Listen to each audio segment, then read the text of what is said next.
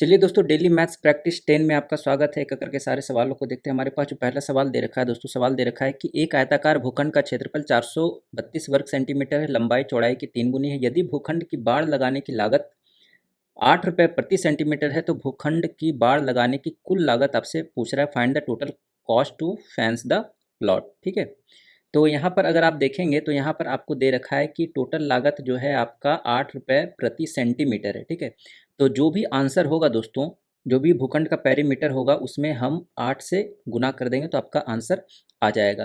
तो यहाँ पर जो भी आंसर होगा वो 8 का मल्टीप्लिकेशन में होगा। एक बार चेक करके आंसर चेक कर लीजिएगा। तो यहाँ पर देखेंगे कि ये नहीं कट रहा है 8 से, 8×9 = 72, ये भी नहीं कट रहा है, 8×3 = 64, और ये नहीं कट रहा है, ये सिर्फ यही वैल्यू कट रहा है। तो यही आपका आंसर होगा। और अदरवाइज आप यहाँ पर इसको बना सकते हैं कि आयताकार भूखंड का क्षेत्रफल L×B होगा, तो लंबाई और चौड़ाई जो है लंबाई की 1/3 है। ठीक है, और ये आ जाएगा आपका 432।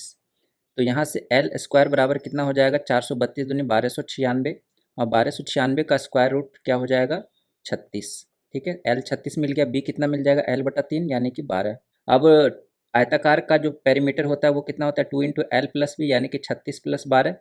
इसमें हमको गुना करना पड़ेगा 8 से। तो 36 12, क्योंकि 1 सेंटीमीटर का लागत है 8 रुपया, तो इतना सेंटीमीटर का इतना गुना 8 हो जाएगा। तो 2 × 48 दूनी 96 गुना 8 कर देंगे, तो आ जाएगा 6×8 = 48, 9×72 और 4 = 76, 768 आपका आंसर होगा, ऑप्शन नंबर 1। अगला सवाल है कि दो वृत्तों जिनकी त्रिज्याएं 10 सेंटीमीटर और 16 सेंटीमीटर तथा केंद्रों के बीच की दूरी 30 सेंटीमीटर है, तो प्रत्यक्ष उभयनिष्ठ स्पर्श रेखा की लंबाई आपसे पूछ रहा है। तो आप जानते हैं कि जो डायरेक्ट कॉमन टेंजेंट का जो फॉर्मूला होता है वो क्या होता है, DCT = लंबाई जो केंद्र के बीच की दूरी है D² माइनस रेडियस का जो डिफरेंस होगा उसका स्क्वायर होता है। ठीक है, तो ये कितना हो जाएगा दोस्तों, D कितना है आपका 30 का स्क्वायर 900, और माइनस R1 माइनस R2 आपका 6 का स्क्वायर यानी कि 36। 900 में से 36 जाएगा, आपका कितना बन जाएगा, 864, और 864 कितना हो जाएगा, तो आप कहेंगे यहाँ पर ऑप्शन से चेक कर लीजिए किसका यूनिट डिजिट आपका 4 दे रहा है। तो 2 अंदर जाएगा तो 4×6 आपका ये 4 देगा, ये करेक्ट हो जाएगा। ये 16×3 = 48, ये 8 देगा, ये नहीं बनेगा। ये 0 देगा, ये नहीं बनेगा। और 8×8 = 64, यहाँ पर 2 आ जाएगा, ये भी आपका नहीं बनेगा। ऑप्शन नंबर 1 आपका करेक्ट होगा। अगला सवाल है, सीमा और दर्शन की आय का अनुपात 4:3 है, वे क्रमशः 15,000 और 9,000 रुपये बचाते हैं। यदि उनकी व्यय का अनुपात 16:17 है, तो सीमा और दर्शन का कुल व्यय आपसे पूछ रहा है। इसको तो आप बेसिकली सॉल्व कर सकते हैं, लेकिन यहाँ पर आपको क्वेश्चन में ही आंसर छिपा हुआ है। अगर आप ऑप्शन पे गौर करेंगे तो आपको पता चल जाएगा। यहाँ पर देखिए कि आपसे व्यय पूछ रहा है, टोटल व्यय। ठीक है, और टोटल व्यय का यूनिट आपको कितना दे रखा है, 16 + 17 कितना हो जाएगा, 33 यूनिट। यानी कि जो भी होगा वो 33 का ही मल्टीपल होगा या फिर कुछ फैक्टर होगा। तो आप एक बार चेक कर लीजिए कि 11 से कट रहा है या फिर 3 से कट रहा है या फिर 33 से कट रहा है। तो यहाँ पर हम ऑप्शन पे देखेंगे तो ना तो ये 11 से कट रहा है, ये भी नहीं कट रहा है, ये भी नहीं कट रहा है। ये आपका 5 4 9 8 1 9, ये 9 - 9 0 हो जाएगा। तो ये आपका कट रहा है, ऑप्शन नंबर 4 आपका यहाँ पर करेक्ट बनेगा। तो इसी का हम मल्टी ले लेंगे। ये आपका बेस्ट ऑब्जर्वेशन मेथड है। अगर आप इसको बेसिक तरीका से सॉल्व करना चाहते हैं तो यहाँ पर आपको निकालना क्या है, आपको कुल व्यय निकालना है। तो यहाँ पर आप एक्सपेंडिचर लिख दीजिए कितना है, 16:17। ठीक है, और यहाँ पर इनकम लिख दीजिए कितना है, 4:3। और यहाँ पर सेविंग कितना हो जाएगा दोस्तों, तो ये हो जाएगा आपका 15,000। ये रेशियो मेथड से हम निकाल लेंगे, और ये आपका हो जाएगा 9,000। ठीक है, अब इसको आपस में मल्टीप्लाई कर दीजिए, इसको आपस में मल्टीप्लाई कर दीजिए और यहाँ से निकाल लीजिए। तो 16×3 = 48 इधर आ जाएगा, और 17×4 = 68 इधर आ जाएगा। ठीक है, और इधर आ जाएगा 9×4 = 36, और इधर आ जाएगा 45। ठीक है, इन दोनों का डिफरेंस देख लीजिए कितना यूनिट है, 20 यूनिट का है। और यहाँ पर डिफरेंस कितना है आपका, 9 यूनिट का है। ठीक है, 9,000 यूनिट का है, सॉरी। ये आपका 000 है, ये आपका 000 है। तो यहाँ पर माइनस प्लस नहीं, हाँ पॉजिटिव वैल्यू लेकर चलना है। ठीक है, तो 20 यूनिट बराबर कितना हो जाएगा, 9,000। ये कट जाएगा, एक यूनिट का मान कितना आ जाएगा, 900/2 यानी कि 450। आपको निकालना कितना, 16:17 यूनिट का मान। ठीक है, ये आपका 17 यूनिट मतलब 33 यूनिट का मान निकालना है। तो 33 यूनिट का मान कितना हो जाएगा, 33 × 45, 33 × 45।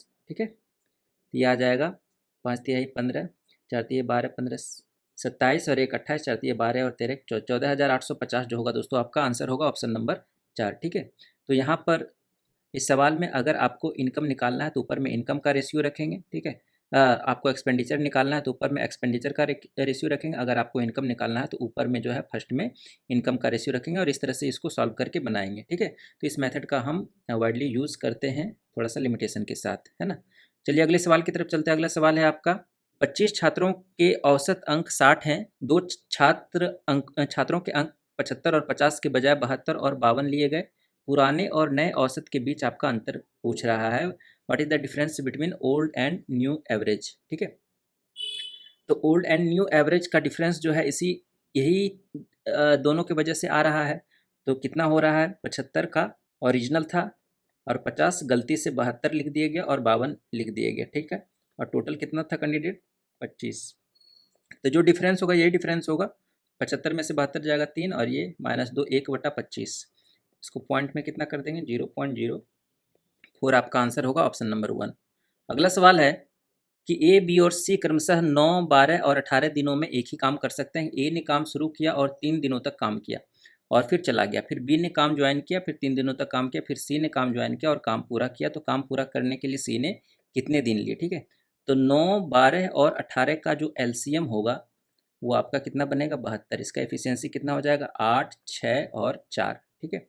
अब ए ने 3 दिनों तक काम किया तो 3 दिन, बी ने भी 6 के एफिशिएंसी 3 दिनों तक काम किया और सी का आपको निकालना है तो मान लेते हैं टी दिनों तक काम किया, ठीक है। और टोटल काम आपको 72 पूरा करना है। सबको आपस में जोड़ देंगे तो 24 + 18 42 और इधर 72 रिमेनिंग काम सी करेगा 40 के साथ, ठीक है। तो 72 में से 42 जाएगा 30, तो टी का मान कितना आ जाएगा, 30/4 यानी कि 7.5। सवाल है कि असु स्थिर पानी में 7.5 किलोमीटर प्रति घंटा की गति से नाव चला सकता है। वह पाता है कि धारा के प्रतिकूल नाव चलाने में धारा के अनुकूल नाव चलाने के मुकाबले 4 गुना समय अधिक लगता है। तो धारा की गति आपसे पूछ रहा है। आप जानते हैं कि जो समय होता है वो दूरी बटा चाल होता है। तो दूरी अगर डी है तो प्रतिकूल में कितना हो जाएगा, चाल x-y। प्रतिकूल में जो 4 गुना समय लग रहा है अनुकूल का, तो अनुकूल का कितना हो जाएगा समय, d/x + y। ये डी डी कैंसिल हो जाएगा तो यहाँ पर आप पाएंगे कि x+y/x-y का मान आपको निकल कर आ रहा है कितना, 4:1। कंपोनेंडो डिविडेंडो लगा देंगे तो x/y कितना आ जाएगा, एक बार जोड़ेंगे 4 + 1 4 - 1 यानी कि कितना हो जाएगा, 5/3। अब x का मान ऑलरेडी आपको दे रखा है कितना, 7.5। अस्थिर पानी में नाव की चाल 7.5 है, ये कितना कट जाएगा 1.5 बार में। तो y का मान कितना आ जाएगा दोस्तों, तो y का मान आ जाएगा 15×3 = 45 4.5 किलोमीटर प्रति घंटा आपका आंसर होगा, ऑप्शन नंबर 2, ठीक है। अगला सवाल है कि एक मिश्रण में 2 तरल पदार्थ ए और बी 3:4 के अनुपात में है। मिश्रण की कुल मात्रा 280 लीटर है। यदि मिश्रण का 75% निकालकर दूसरे कंटेनर में डाला जाता है तो दूसरे कंटेनर में तरल बी की मात्रा क्या होगी। आप देखें कि जो रेशियो है आपका वही रहेगा। अगर हम कितना भी पानी उससे निकाल लें तो ए और बी का रेशियो जो है उसमें वही रहेगा, ठीक है, 3:4 ही रहेगा। 280 लीटर था, 280 लीटर में हमने 75 निकाले यानी कि 3/4 निकाल लिया, तो बचा कितना, 3/4 कितना पार्ट होगा इसका, टोटल लीटर कितना निकलेगा, तो 4 × 7 = 28 यानी कि 210 लीटर हमने निकाल लिया। बी की मात्रा कितनी हो जाएगी, तो 210 लीटर में बी की मात्रा वही होगी, तो 4 यूनिट होगी। पार्ट कितना हो जाएगा, 4/7, ये कितना बार में कट जाएगा, 7×21 120 लीटर आपका आंसर होगा, ऑप्शन नंबर 1। अगला सवाल है दोस्तों, चलिए दोस्तों इस सवाल को देखते। सवाल कह रहा है कि एक व्यक्ति ने 3.5 घंटा तक 77 किलोमीटर प्रति घंटा की गति से गाड़ी चलाई, फिर अपनी गति 9 किलोमीटर प्रति घंटा बढ़ाई और एक और घंटे में गंतव्य पर पहुंच गया। पूरी यात्रा के दौरान व्यक्ति की औसत गति क्या रही होगी। यहाँ पर हम एलिगेशन लगाकर इस सवाल को सॉल्व कर सकते हैं। आपका 77 किलोमीटर प्रति घंटा की गति से गाड़ी चलाई, ठीक है, और फिर गति हो गई 77 + 9 यानी कि 86 किलोमीटर प्रति घंटा। और यहाँ पर एक्स का जो टोटल एवरेज है वो आपका हो जाएगा और यहाँ पर जो रेशियो होगा वो टाइम का रखेंगे, ठीक है।